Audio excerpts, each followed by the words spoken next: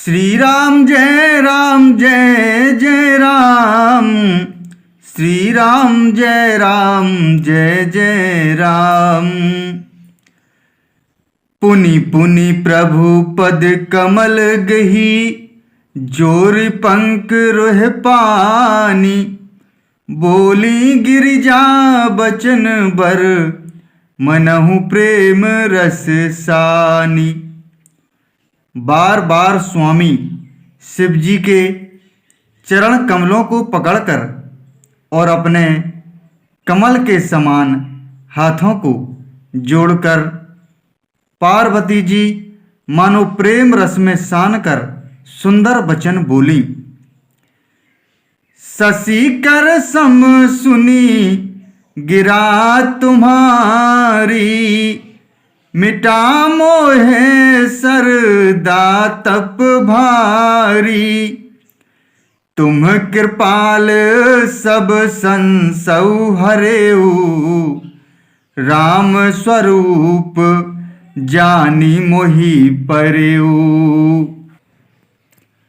आपकी चंद्रमा की किरणों के समान शीतल वाणी सुनकर मेरा अज्ञान रूपी शरद ऋतु कुंवर की धूप का भारी ताप मिट गया। हे कृपालु, आपने मेरा सब संदेह हर लिया। अब श्री रामचंद्र जी का यथार्थ स्वरूप मेरी समझ में आ गया। नाथ कृपा अब गयऊ बिसादा, सुखी भयऊ प्रभु चरण प्रसादा। अब मोहि आपनी किंकरि जानी, यद्यपि सहज जड़ नारी अयानी। हे नाथ, आपकी कृपा से अब मेरा विषाद जाता रहा और आपके चरणों के अनुग्रह से मैं सुखी हो गई। यद्यपि मैं स्त्री होने के कारण स्वभाव से ही मूर्ख और ज्ञानहीन हूँ, तो भी अब आप मुझे अपनी दासी जानकर प्रथम जो मैं पूछा सोई कहाहू।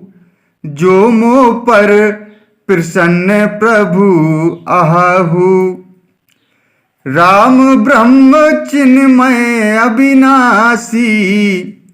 सर्वरहित सब उरपुरवासी। हे प्रभु, यदि आप मुझ पर प्रसन्न हैं तो जो बात मैंने पहले आपसे पूछी थी वही कहिए।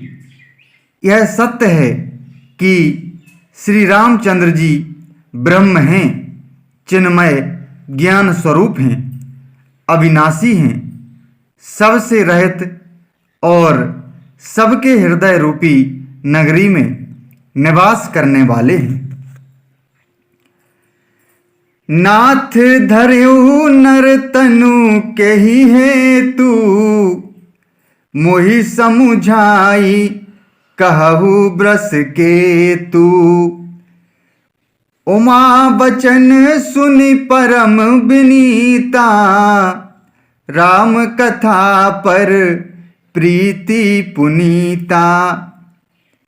फिर हे नाथ, उन्होंने मनुष्य का शरीर किस कारण से धारण किया? हे धर्म की ध्वजा धारण करने वाले प्रभु, यह मुझे समझाकर कहिए। पार्वती के अत्यंत नम्र वचन सुनकर और श्री रामचंद्र जी की कथा में उनका विशुद्ध प्रेम देखकर ही हर से कामारी, तब शंकर सहज सुजान। बहुविधि उमहि प्रशंसी पुनि, बोले कृपा निधान। श्री राम जय राम, श्री राम जय जय राम।